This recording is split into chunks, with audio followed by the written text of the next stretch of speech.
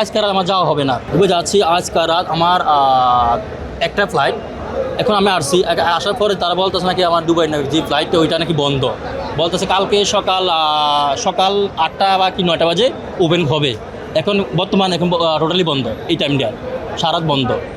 তারা এখন সিদ্ধান্ত যে 2 ঘন্টা বা 3 ঘন্টা পরে এটা খুলবে বা যাওয়া পেছনে যেতে পারবে, তাদের কিন্তু তারা সুবিধা না। তারা একদম তার বলতে আছে যে টোটালি বন্ধ, সকাল 8টা বাজে খোলা হবে।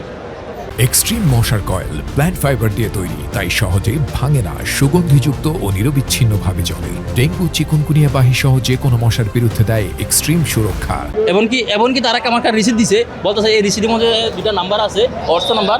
এই নাম্বারে নাকি কথা বলতেছে বা বলতেছে তার আমার বলবে তারা সিউরটা যে দুবাই বিমান কখন বেলা খুলবে এবং পেছনে যেতে পারবে আমি ফেরম যাওয়ার জন্য আর কি।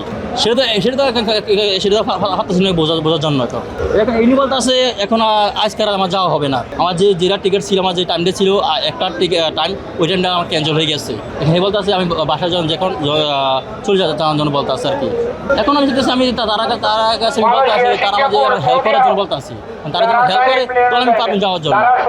বলছিলাম যে আমি কী করবো এখন, আমি অফিসে কথা বলতে হবে, হেড অফিসে কথা বলতে হবে যে আমি যে এমআরআর যে বিমানে আমি যে টিকিট কাটছি, ওই এমআরআর বিমানের যে হেড অফিস ওই জায়গায় মানুষের কথা বলতে হবে যে আমার টিকিট দিবে না দিবে তার সাথে কথা বলার জন্য আর কি।